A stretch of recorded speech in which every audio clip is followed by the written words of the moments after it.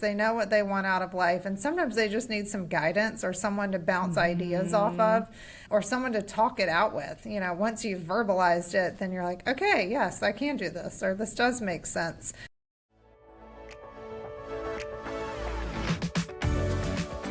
Introducing The Vixen Voice, a podcast for ambitious women entrepreneurs ready to move into their feminine essence, live their truth, and unlock their full potential.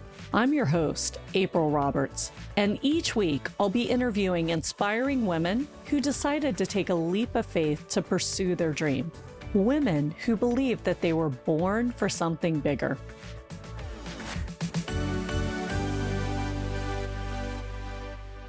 Hi, and welcome back to another episode of The Vixen Voice. By the way, just wanted to throw out there, we are putting full episodes on YouTube these days. So if you haven't checked us out on YouTube, go check us out at Vixen Gathering. Our guest today is dressed beautifully in springtime colors, as I am. So if you want a little visual stimulus, you can check us out at YouTube and watch our conversation. So today, it's my honor to welcome Bryce Batts. I got to know Bryce because I was a guest on her podcast, and how fun is this title, Wine After Work? Unfortunately, I think we recorded in the morning or afternoon, so we did not get to have wine while recording, so we're gonna have to do that another time. But I love that topic. And Bryce is the co-founder and chief matchmaker of Career Collective. She's also a career coach and a speaker. So today we're gonna kind of dive in, learn all about her story. She has some really interesting tidbits to share with us. And we're going to talk about picking the right job and designing your life around your dream job. So welcome, Bryce. How are you? I'm doing great. I am thrilled to be here and so honored. So thank you for having me. I love it. I love it. And I always like to share, as you know, if you listen often, I'm coming to you from Nashville, Tennessee. I am home today. And Bryce is in Raleigh, North Carolina. So we're kind of in the same part of the country. That's right. Both in the South, and I am here in my office. Our corporate headquarters is in Raleigh. So I spend most of my time here now. I used to work from home a lot, and now I'm in the office primarily. I love that. So let's talk about your story first, and then I'd kind of love it to get into what your work routine is. Bryce and I were chit-chatting about wardrobe before we hopped on. It was really fun. So I kind of love sharing these things because I think the world's so different today, right? We have these hybrid work environments. We work from home, we work from the office. So I find it fascinating to hear what people are doing and what their day looks like. But first, Bryce, share with us, how did you become a matchmaker, which really you're a recruiter for the AEC industry, right? Architecture, engineering, and construction, if I got that right? That is correct. Love it. And then you also do career coaching, which is amazing. So just share with us, like, how did you get there? How did you decide I'm going to be a matchmaker and a career coach? So I feel like most people kind of fall into recruiting. It's not like you go to college and decide, I'm going to be a recruiter, or even grow up saying, I'm going to be a recruiter one day, or a headhunter. And it is so much like matchmaking. You're making the match between the candidate and the client, very similar to dating, and we reference dating a lot in the job. But I went to NC State for undergrad, business management. I had started off in textiles and found that I hated chemistry, and it was not what I wanted. So I could talk fashion all day because I thought, oh, I want to do fashion merchandising, but quickly switched to business management, met my now husband senior year of college. We moved to Florida. He's actually in the AEC industry as well, and took a job down in Fort Lauderdale. And I did not know what I wanted to do. So I had a few different sales roles. I was still trying to figure it out, which I'm always jealous of those people who grow up and know exactly what they want to do. I'm like, oh, gosh, I don't know what I want to do. There's so many choices. And I think there's even more choices now than when I was in school. So went back to get my MBA at Nova Southeastern. And when I did, I met a girl who was working for the firm I ended up working for about 12 years. she said, you should come do this. It's the same industry as your boyfriend's industry. There'll be some crossover. She's like, it's sales, it's fun, it's mostly male dominated, we'll kill it. And I was like, okay, let's do it. So finished my MBA, started working, started off as a recruiter, and then slowly moved into account management. And we had a Fort Lauderdale office at the time. And then later, some things happened with the company. I moved back to North Carolina, and that's when I worked remotely for years and years. But we had a Tampa office. So occasionally I'd go to our Tampa location. And that is where my business partner worked. His name is Edwin Pawali. And he and I had a good working relationship, but we were always vying for the number 1 or 2 spot in the company. And I think I would drive him crazy because he would call me and say, what are your numbers for the month? And I'm like, I don't even know. I'm just head down working. He's like, yes, you do know. You know your numbers. I'm like, nope, I'm just trying to beat you. But really, I always had a goal in mind and wanted to do my very best. I will say I'm very money driven, and I was money hungry, and I had big goals. So years later, he and I started talking about starting our own company because there just wasn't much upward mobility where we were at, and some things were happening. So finally took the leap. He was in Denver. He had been working remotely for a couple years, moved to Raleigh since I'm married, have kids. Yeah, so he came here, and we're 2.5 years in, and we are both go-getters. So we've scaled to 21 people, and we have a Tampa location and a Raleigh location. And it's been fun and wild, and I would have it no other way. We were talking yesterday, and we said we could have done it slowly and not had an office and probably saved ourselves some stress, but I'm like, that's just not our style. Yeah. No, I love that you bring that up, and I have so many questions from things you said. I think you and I are just a lot alike. I can relate to your story in so many ways. But I love that you shared. First of all, I love Tampa and I love Raleigh. So you're in two like amazing cities. So I guess my first question for you is the industry you're in, do you guys stay kind of regional with your offices, or do you have clients all over the country? Like, what does that model look like for you? Yeah, really great question. We work nationwide, and we only do direct hire, permanent placement. So we've got great clients all across the country. And I will say, we were still recruiting during COVID, but it served us well even then, working in our production roles, because we had clients in New York who weren't hiring, who weren't going into the office, and then clients, in Florida who never skipped a beat, really. Yeah, I love that. Like diversification, right? And client base. It's so important. And it's a concept that I think often, especially newer entrepreneurs, don't think about. So I love that you're all over. One other thing I love, Bryce, is that, you have a very specific niche. And I know it's a large industry, AEC, but a lot of times when I'm coaching, especially some of my newer entrepreneurial clients and even the women who have been in business for a while, one of the most difficult things is for them to pick a niche because they want to serve everyone. And I know personally in my financial planning business, when I said, okay, I do retirement planning, like my business doubled like that, like the moment you clarify what you do. So one, I'm curious, like, were you very intentional? Did you know you wanted to pick a niche, and were you intentional picking the one you did, or did you fall into it because your husband was in it or you had opportunity? Like, kind of, how did you, I guess, end up with your niche? And I'd love to hear how intentional it is and what difference you think it makes in your business. So when I took the position that I worked at for 12 years, that they were doing some accounting and some other things, some office positions, but I was in the AEC team basically, and just helped the AEC industry. So when I left to start Career Collective, I had a lot of clients call me after the fact or find me even on Facebook, which was so funny. I love it. LinkedIn's huge, but I have older clients who are on Facebook, and they sent me messages, and my cell phone never changed. So I had them texting me, where'd you go? We need you.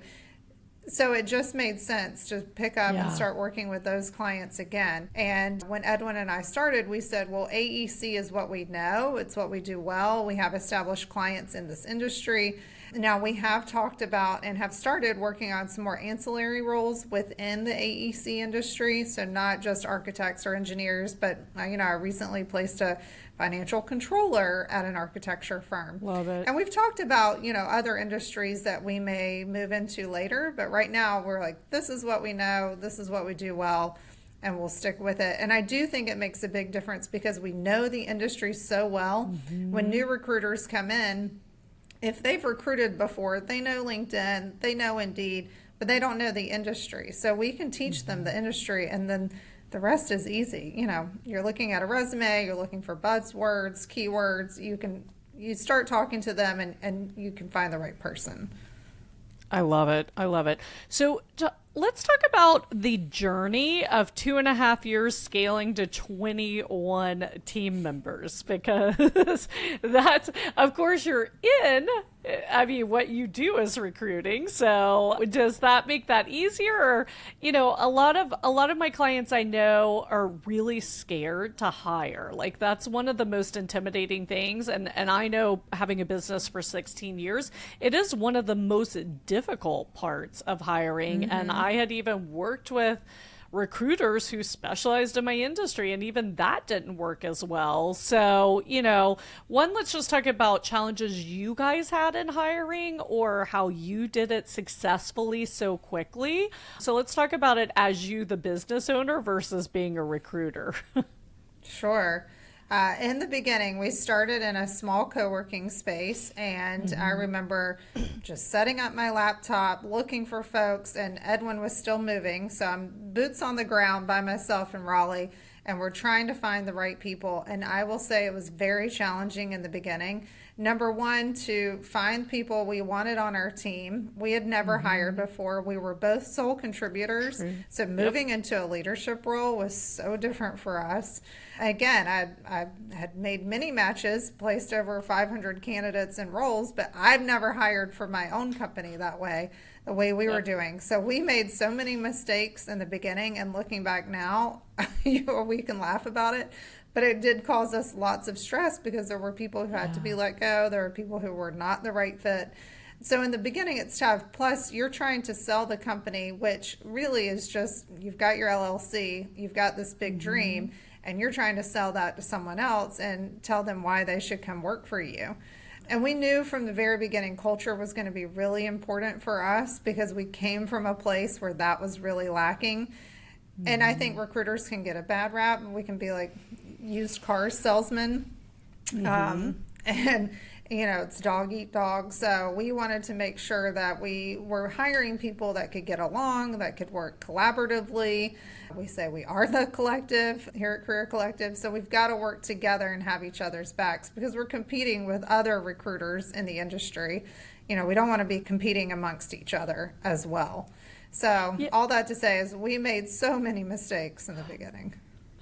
Well, first of all, just the story that that was one thing that stuck out to me when you said that you and Edwin used to compete. And I love collaboration over competition, right? Especially internally, because being in the financial industry for 16 years, like the theory was, oh, you hire advisors and you create a sense of competition, right? And like that edges them.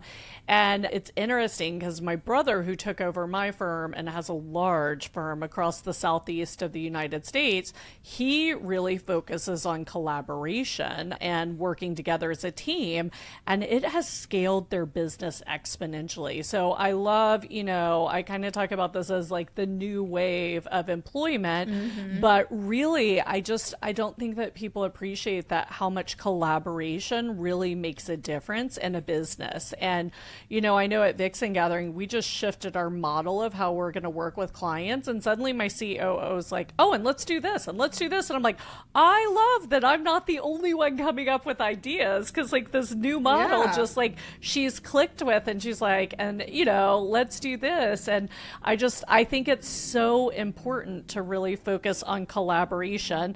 Second, thank you for sharing that it was challenging for you because hiring is tough. And I think hiring's really tough at the beginning because you don't really know. I too, just wrapped up my first full year of the Vixen Gathering, like full time, and similar things. I mean, and people came in and you try to make it a win-win situation to separate and set them up for success. And not Right. everyone sees it that way. And so that's like our biggest celebration, that we have like a really solid team right now. We have solid third party like consultants and partners. And like it makes life so much easier. Like life's too short to have a toxic or I don't know if you found this, Bryce, but a lot of people are bringing their emotions to work with them. And I don't think that happened pre-2020, right? Like, Oh, have you yeah. experienced that in your recruiting role and also being a boss? We have, and I think it's a generational thing too, if I can say that. As I'm 45, so I come from a different generation than a lot of the younger guys that we're hiring. These men and women are in their mid to late 20s, some of them, so their work style is different. They've been told they can go to therapy and it's a good thing and they should, and they set boundaries and have work-life balance, and mental health is a key priority of theirs. Whereas I think when I started in the workforce, we were told a lot of times, don't cry at work, don't talk about your emotions, don't bring any of that into the office. And I think that makes it hard for women as leaders now too, because you were always told, you got to show up in this way and lead like a man and be loud. And that's not who I am, and that's not who I'm going to be as a leader either.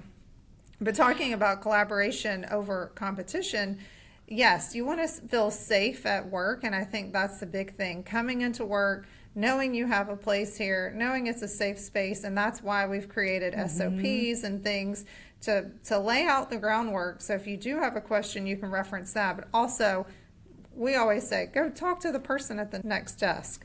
Go down the hall and talk to your colleague, and you guys work it out, because we don't want that infighting and crazy competition. Yes, it's sales. Yes, the numbers are on the board, but you should be competing with yourself. No, I love that. And at my financial firm, I had a 48-hour rule. Like, hey, if you're upset with someone, you have 48 hours to have a closed door adult conversation. And if y'all can't work it out, then I will come in and mediate, but not solve the problem. Like, just because I was good at that, like facilitating conversation, right?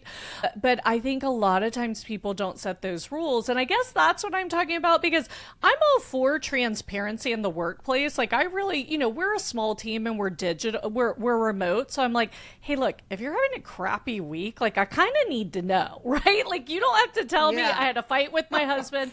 I don't need to know the details, but just come in and be like, so actually on Monday at our team meeting, we rate ourselves on engagement 1 to 10, and sometimes somebody will be like, hey, I'm an 8, like, I don't know what's going on, I'm just not sleeping well, or I'm having some personal stuff going on, and like, we don't have to get in the weeds, but then the team kind of knows, like, okay, I might have to like step in and like help out, or you might need some help, or you might be a little off this week. So I'm totally for transparency, and I think it's critical when you have a small team, and especially a startup, because it's a different environment. Like, I love you have SOPs and stuff, but it's just this, like, when you're taking me on an emotional roller coaster every time you get on a team meeting, like that, I don't know. I'm like, am I supposed to be okay with this? Because I personally, like, I mean, I don't stuff my emotions down. I've learned tools to like handle my emotions, right? So that I'm in a healthy mind frame. So like, I love that people talk about mindset and mental health and everything, but it's just like, okay, but where's the line? And I think that's really interesting in today's workplace. Well, I think you hit the nail on the head, because it's knowing what's going on with other people without getting too overly personal. Because it's life, and you're always going to have things going on, and sometimes those things are going to affect how you show up at work, or they're going to affect you being at work physically. If you're in an office situation, we're hybrid, Wednesdays and Fridays from home, and on Friday our team meeting is virtual, and we'll go over our peaks and pits for the week, because I think it is important to lift the veil a little and let people know things that are going well, but also things that aren't so great. Yeah, I like that. Actually, I should add that to my team meeting because we do our wins. And with my coaching clients, I always say, what are your wins and what are your challenges right now? So I like that. We need to, it kind of comes out in the conversation, but I like putting that as part of the conversation. I'm stealing that from you. So thank you. Okay. This is what I love about podcasting. I think you and I talked about this. Like every time I host, I learn, and every time I'm a guest, I learn something. So it's like really amazing. So true. Love it. So I'm curious from your standpoint, just in your personal experience, you were remote for years. Now you guys have the corporate office and you're hybrid. So like, what's your personal preference? What do you like? What have you found works for you? Yeah, before we started Career Collective, you would have heard me say, I want to be remote all the time, every day. This is what I prefer. And having two young kids, being remote was very helpful because I could take them to school, pick them up, take them to everywhere they needed to be. But I also got a lot done because I was at home and I was very focused. I think sometimes, and maybe it's not for everybody, but sometimes people think you're at home and you're watching TV or you're just walking the dog all day or doing laundry. I'm like, no, I'm getting massive amounts of work done. But now that we've opened, I do love being in the office, and I will take a remote day when I need it if my kids have an award ceremony or, you know how crazy May is, end of year parties and things like that. But I do like being here and having FaceTime with the team, especially being in a leadership role now, being able to see them, being here for them and not just being there for them on the phone or over video. But I think for them, it's really nice to have a hybrid option so they can work a few days from home. To me, that is the best of both worlds. Yeah, I agree with you. I remember, well, first of all, I remember the first time I worked remotely, which was COVID, when we were forced to work remotely. And luckily, I was in Houston. So I remember it was like March 27th, I had to shut down the office and we had 1 day's notice. So I had to make sure my whole team had laptops. Like we all knew how to commute in. Like we literally had 1 day to go to remote. It was so crazy. And then we opened back up May 1st. So it wasn't that long in Houston. I think we went back like May 20th. Like I let them stay home for a little bit and sort things out.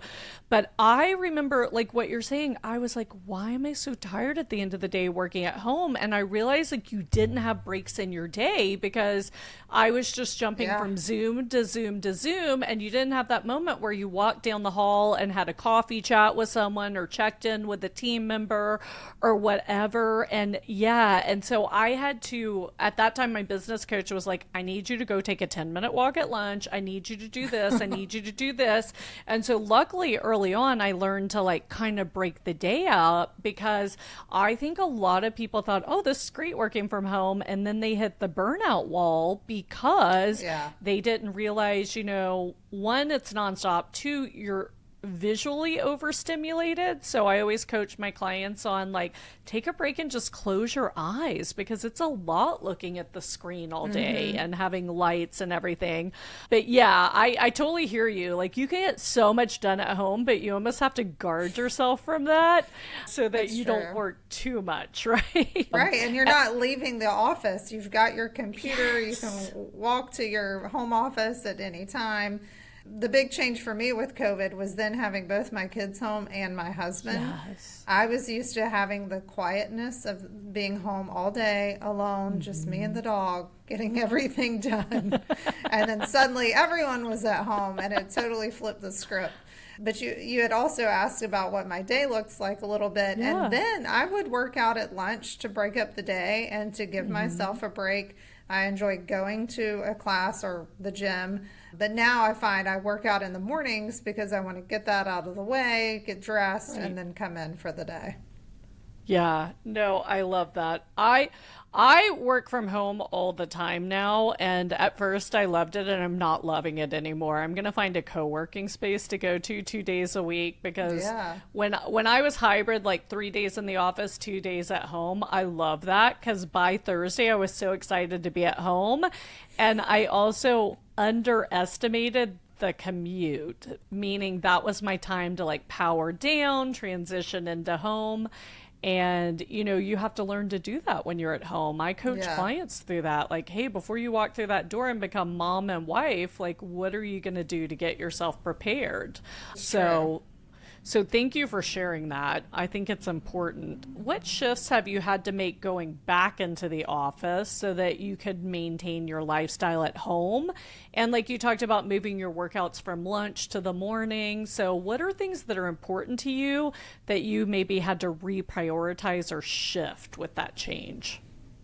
Yeah, I love to get a workout in. So now I'll work out in the mornings. Before I was kind of journaling and meditating in the mornings. So now I find I'll do that at night. And if I'm reading my Bible or having any time with God, I'll do that in the evenings because I get up at 5. There's only so much time in the Yeah, morning. I know. So typically I go to the gym and then come straight to work. And one thing we implemented was flex work hours. So I'm typically here from 7 to 4. So my husband would take the kids to school and then I would pick them up after work. And they could go to aftercare for a little bit. So implementing those hours was helpful for me, but I will say it was a tough transition in the beginning because I had so much time being, completely remote and then coming into the office. I had to figure out what worked, and I was working with a coach in the beginning because one of my values is fairness, apparently. I found out when I joined a I like it. mastermind. And so with my business partner, we're 50-50. I felt like I needed to structure my day the same way as him. And my coach told me, you've got to stop shoulding all over yourself. You should do this, you should do that, because it was taking its toll on me, and I will say, I was super stressed. So I had to ease into what worked, and now I feel like, I pull my weight, he pulls his, we're good at different things, but we have the same end goal in mind, and so it did take a little while. So I would say give yourself some grace, whether you're moving into a new position or starting a new company, to figure out what really works and what you need personally. Yeah, I love that you talk about how your coach worked with you because I work with my clients a lot about their calendar and how to architect it and what's the ideal structure. And I just feel it's something that not enough people take time to do. Like, I can't tell you how much time I spend looking at my calendar in the future and planning ahead so that it's easy during the week or the month and like all the hiccups are gone, right? So I love that you're highlighting that because I just think it's so important. And like you said, otherwise we do should all over ourselves. Like, I should get A through Z done. Well, if you put it on your calendar, you're going to see that you're not going to get A to Z done well to the degree. Like, maybe you can get it all done, but Yeah. do you feel good about it? Do you feel accomplished? Like, did it suck your energy and the next day you're in front of clients and you have nothing left? And so I think really, I love that you had a coach and you reflected on that and you were able to create what works for you. Because the other thing is, even outside of like family and other responsibilities, I love that you brought up your core value because I think your core values should be reflected in your calendar, just like your goals, right? But we also all have different biorhythms. Like, I wake up very early in the morning too. So, like, don't expect anything from me past 4 p.m. because the brain's gone. Like, that energy is gone. Yep, after 4, moving on to other things. And occasionally, if I have something going on, I will check my email. I will respond, but mostly I'm done when I walk out of here 4:05, 4:10, and I'm pretty good about leaving on time because then that's my Good. time with my kids and walking the dog or cooking dinner or taking them to dance and whatever needs to be done. It's interesting because right now I'm usually very good at like 3 or 4. I'm like, okay, done for the day. But I have like 2 keynotes next month. We're launching something. Like, there's just a lot of deadlines right now. You know what I mean? It's like one of those Yeah. seasons where it's kind of like, okay, head down. And I was like, why am I so tired? And I'm like, oh my gosh, I'm working till 6 or 7 every day. So because I don't have a Yeah. family, so I don't have that compelling reason, to leave the office, I started setting an alarm for myself. Like, I set the alarm for 4 o'clock because sometimes in the day you'll get into things and like time just disappears and 2 hours goes, right? So just like sharing, I shared that with someone and they're like, oh my gosh, you changed my life with the setting of the alarm. And it's like, like, because I love, to your point, like you want to go spend time with your family and your kids, and like there's no one expecting my time, so I have to like frame it so I don't overwork myself, and I still understand that I need my time. Like it's important Yeah, that I exactly. do things. Because if not, Love it. you'll be burnt out and your brain needs a break. Yeah, 100%. It's interesting. I had a headache the last 2 days and I never get headaches. And it's because I've had more screen time than normal. And Oh, yeah. so Saturday, I'm like, okay, going hiking with a friend. I'm going out to nature. I'm not looking at a screen all day. Yep. We're going to like disconnect and do these things. So thanks for sharing. And I always share because if you're listening, like give yourself permission. Take these breaks. We all feel like, this has to be attached to us 24/7 and we have to check email. And so what other hacks do you do, Bryce, to help you balance and focus on things that are important outside of work? Yeah, this is good. I'm one of my other values is about efficiency, and I Love like it. to accomplish a lot in my day. I do. So I think that's why I get up early and work out. But we were talking about fashion, and I don't have time to shop, but I love clothes and I love to get dressed up. So I do rent the runway. I rent I clothes love from it. Newly because I can literally look on my phone and decide these are the things I want shipped to me. These are the things I can wear for the next couple of weeks, and then I will send them back. And it means my items in my closet are fresh and fun and new, but I'm not spending hours either online or shopping in person, which I don't know how I ever enjoyed going to the mall in the past because now it just seems so overwhelming. I'm like, there's so many choices and so many stores, and it just is a time suck for me. But the other thing similar to that is I have my groceries delivered, and this is something my husband and I have done for so long. And now my 14-year-old, she likes to cook, but she'll say, why don't we go to the grocery store? I'm like, who has time for that? We are going to order on the app. And I know there's a small markup, and I've had this debate with my friends. I'm like, but you're not spending as much money in the store because you're not getting Yes. distracted by things you don't need. So it just saves your list for you. I can add those things to my cart and have them delivered. And I know some people are funny about wanting to pick out their own produce and things Yeah. like that, but I add my I shopper and I tip them well when I find one I like. I had to get over that as well. So, Bryce, I love that. The funny thing is, in 2017, I gave a keynote speech to like a room full of female financial advisors. And I made this joke about how we have to be ready and look good and kind of on a man's schedule. And I was like, so I used to like shave my legs one day, do my hair the next, but now I just get a blowout once a week. And the funniest thing is, all these women came up to me afterwards and they go, really? You get blowouts every week? Like, this was the big takeaway from like Yeah. my talk about culture and branding yourself, right? I was like, They're like, but tell us about the blowout. yeah, but it's interesting. I guess that was the front wave of what we're talking about, like finding these hacks to be convenient. And I had a lot of male mentors, and men do this all the time. And I don't know why we women felt so guilty doing it. So I love to hear that you have all these hacks. I do the same with my groceries.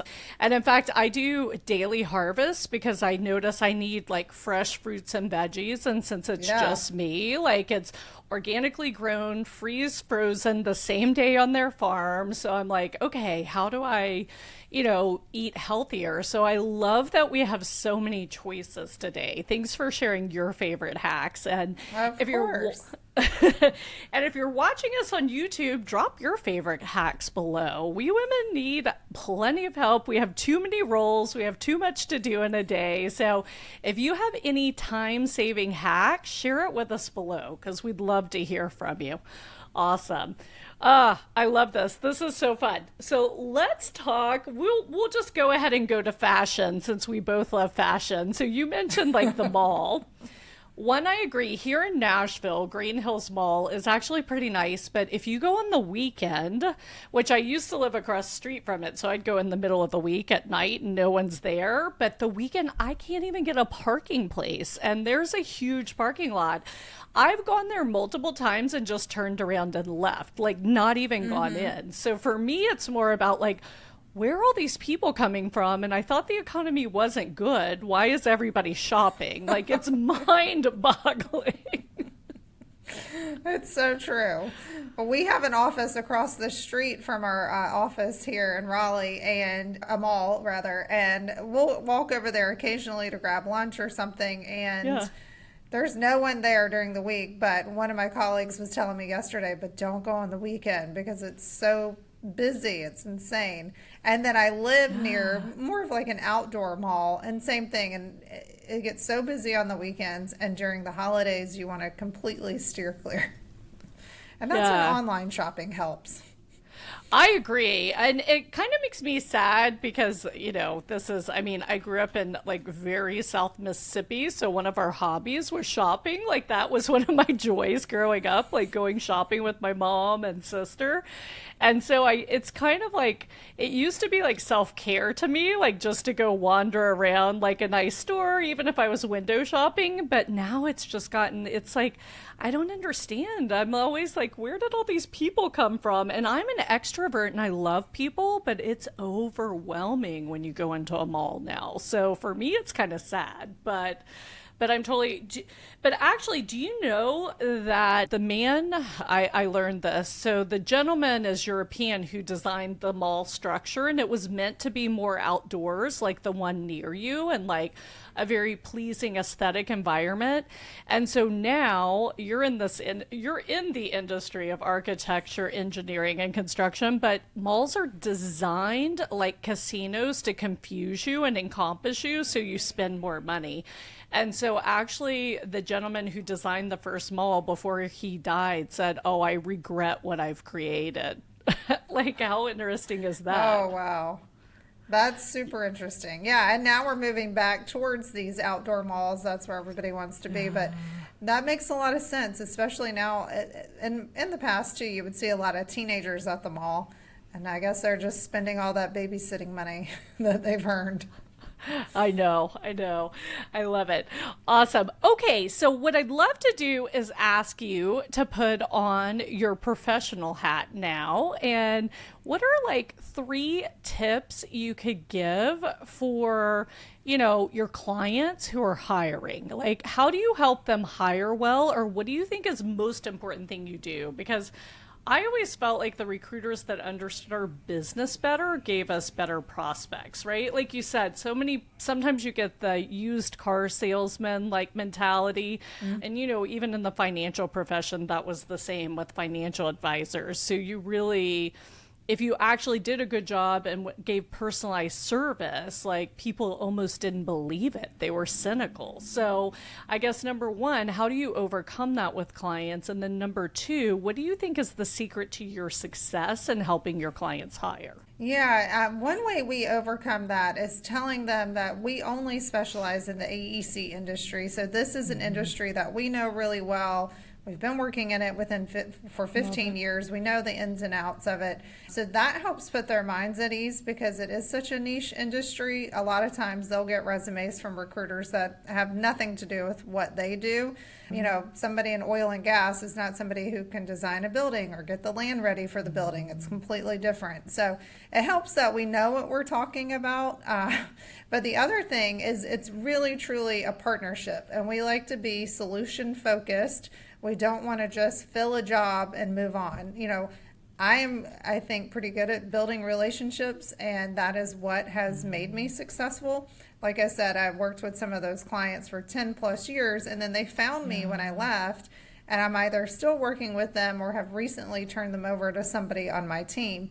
So I think it's building that relationship from the beginning, and that takes the client telling us as the recruiter, what their benefits are, what makes their company stand out, how they're different, what's important to them rather than just, oh, I need a professional engineer with 10 years of experience who can run a team.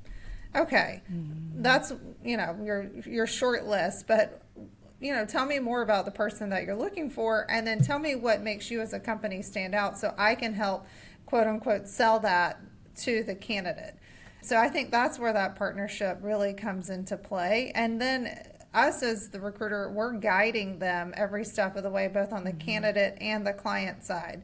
So if we have clients who want to do one virtual meeting, and this started a lot during COVID, and then make an offer, sometimes we have to slow them down. Like, hey, this person's interviewing with 3 other firms. It doesn't look great if you're just, talking to them once and making an offer. We know you're excited. And they may think, well, that looks great to the candidate because I've talked to them once and I'm so sold on them, I'm going to make an offer. But the psychology of it is, well, it came so easily. I don't know that this is the right opportunity for me. Plus, I'm still interviewing with these other companies. And if they have an offer in hand, these other companies will ask, okay, well, what's the salary of that offer? Where do you rank them? What are your thoughts on them? You're giving away all your cards. So that's when to me, it is a little bit like dating, and you have to we have to keep some things private during the process until you make that match at the end. So it's a lot of guiding the client on what's happening on the candidate side and behind the scenes, and then how we can best help them and get the right person in the door. Yeah, I love that. And I love it from your perspective, talking about the psychology. It's like dating, because I always had this 3 interview process, and I wanted it. That was when we were in person, and maybe one would be virtual, but I always wanted to change the environment I met them into. So like it kind of changed it up, or like who was in the room, different things. And it's interesting because, one, if they make it to the 3rd interview, they're like, wow, I really appreciate you put all this time in. And 2, if they don't make it to the 3rd interview, I just weeded out a potential problem later because they didn't really want the job, or we weren't really a match. And that's how I viewed it. But I love like the additional tips you added, because I never thought about it like, yeah, you are putting all your cards on the table, right? Yeah. And how can you compete? Yes. And for us personally, in-house, we use that 3 interview process as well, where Edwin and I will jump on the phone with the potential recruiter for 10-15 minutes, just a quick get to know you. We feel them out, because some things you're able to weed out pretty quickly. If they want fully remote, or if they say some things that multiple red flags. I'll never forget, I was doing an interview in my car that, since it was just the first phone interview, Edwin and I are on the line with a candidate, and my daughter is sitting in the front seat with me, and I'm texting him, red flags, and they're dying laughing. And I'm like, no, this is not great. Those are few and far between, but it happens sometimes. Plus, like you're saying, when you meet with them multiple times, we typically do phone, then our manager will do a virtual, then we'll have an in-person meeting. You can flush some things out, that may eventually come up on that 3rd meeting. And we've gotten to the finish line with some candidates, and then the in-person meeting's not great. So I think it's important to have multiple touch points. Well, I agree. And we always did the screening interview too. We called it like the 20-minute phone. And that was really just because you can look great on paper. And then the minute I talk to you, I can tell that your energy is not a match. You're not a cultural match. There's a lot of things. And what we tried to do for a period was get them to send us videos, but that gets very challenging. So then I was like, let's just get on the phone. So I love that. Thank you so much for those tips.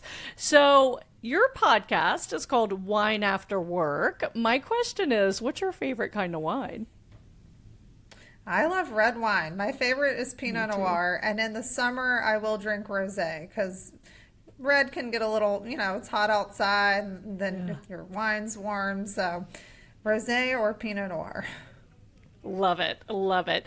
And I always love to ask, because at the Vixen Gathering, we're about also calling in our feminine energy and work, because like you said, our generation was trained like lead like a man. And, there's some things where our masculine energy works, and there's some things where our feminine energy works. So Bryce, when do you feel most feminine, like your feminine energy is flowing?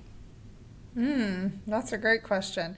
Well, I think, again, it starts with the clothes and how I'm feeling. Like, did I get a workout in that morning? Did I have time to wash my hair and put on an outfit I like? Funny enough, one of the guys in our meeting this morning said, your hair looks different. I was like, I washed it. That's all that happened. Because like you, I wash it like once or twice a week, and then it's a lot of dry shampoo, Yeah. So that helps. And then I think just coming at things from a place of ease, which can it's easier to say than do sometimes, especially in a startup or when you're doing something super scary. But just take a deep breath and try to have fun with it. That is one of my other core values, is fun. So whatever I do, I'm trying to Love it. inject some fun in it, regardless of what it is. I love it. Yeah, one of mine is adventure, which I think working from home all the time is why that becomes challenging, because I don't have enough variety in my day and like interaction with other people. So I try to like go out and do something every day. So I think it's so important to know your core values. But I loved your answer because you hit on so many core feminine energy traits, like ease, because really your feminine energy is when you're flowing. And like you said, so many times, especially with a startup, like you're trying to push and make things happen, which is very masculine energy. And sometimes you just have to surrender and like, okay, I've done all the work, the best is coming. And I think that's so important. And it's so funny. I was on with a client yesterday. I consult, and she's a lawyer and she has her own law firm. And she goes, I just needed something pretty. So I went and bought this sparkly binder to put my notes in for our coaching call. And it's like, I was like, yes, you do. Good. And yeah. And then the working out is so important because feminine energy needs movement. Like dancing is so good for feminine energy. So I think you're like very in touch with your feminine. I love those tips. Thanks for sharing. So my next question is, what color is your feminine energy? Oh, I would say pink. That is my favorite color. Oh, yes, and has been forever and ever, as long as I can remember. Same for me. I love it. So if you're listening, remember you can go to the show notes and get all information on Bryce if you want to know more. If you're in the AEC industry and you're looking for an amazing recruiter, definitely check them out. But Bryce, that's not all that you do. You do career coaching as well. So do you want to share with us that, and what are some other ways that our audience might find value from chatting with you or following you? Yeah, I do coaching as well, and that was something I started working on during COVID. I think we all had that time and space to kind of get quiet and say, what's next? What do I want out of life? And there's so many parallels between career coaching and recruiting. So I got certified as a career coach, and I was doing that on the side when we opened Career Collective. And so now we've brought it in-house. So if we have people within the AEC industry or just people in general who are looking for coaching, we are happy to help them in that way as well. I love it. Yeah, and I think I read somewhere that you also really help women in the construction industry. Yeah, it's so male dominated. So I think to be able to talk to another woman who will have your back, and then most times women know what they want next. They know what they want out of life. And sometimes they just need some guidance or someone to bounce ideas off of, or someone to talk it out with. Once you've verbalized it, then you're like, okay, yes, I can do this, or this does make sense. So somebody to talk about that. And then I love strategizing with them as well. If there's someone who's looking for a job, being able to help them in that way. I love it. And give them the tips of LinkedIn and help them with their resume and just those harder things to tackle. Yeah, so important. So again, all your pertinent information is in our show notes. And by the way, if you have not subscribed to the Vixen Voice, go to our website, subscribe, and every Tuesday and Thursday, we deliver these resources to your inbox. So that makes it really easy to find our amazing guests like Bryce. But Bryce, what's an easy way that our audience can find you if they want to follow you and learn more? Yeah, well, as a recruiter, I live on LinkedIn, so you can always find me on LinkedIn. You and I just connected there, which I love. Yeah. And then our website is mycareercollective.com. Love it. Nice and easy. Awesome. Bryce, again, it's so fun. I can't wait till we're maybe in the same city, or maybe we can just have wine via Zoom one day. Who knows? Yes, would love to connect. That would be incredible. Well, Nashville's on my list. I've been, but it's been a while, so we might need to grab a drink there. Yeah, definitely. I am 6 minutes from downtown, so I can be there in 2 seconds. I'd love to have you. Okay. Awesome. Well, everyone, as you know, I always talk about how the world needs more love and more feminine energy. So, my challenge for you today is how can you show up more in love? We talked about collaboration in the workplace today. So, think how can you show up and be more loving, more compassionate, more understanding at work? And how can you expect the same from others? Really, it's not just about giving, but it's about receiving. So, Bryce, what final message would you like to share with our audience? Yeah, well, just in line with what you were just saying, I think it's really important to call out the good things you see in people. I was walking out of the gym yesterday and I saw a mom with 5 kids. And I'm Wow. thinking these kids are home from school or daycare or whatever for the summer, and she has gotten herself to the gym with all these kids, and it was very impressive. And I said that to her, and she may not hear that from anyone else today, your colleagues, someone in the grocery store. I just think a kind word or a compliment goes a long way, and we all love compliments. I agree. Awesome. Well, thank you so much for your time today. Everyone, I hope that you have an amazing day, and I will talk to you soon. Thanks again for listening to the podcast. If you enjoyed today's episode, be sure to hit subscribe so future episodes are automatically downloaded directly to your device. And if you want access to today's show notes, including links to all the resources we mentioned, visit vixengathering.com/podcast. Thanks again for listening, and I'll catch you next week for another episode of The Vixen Voice.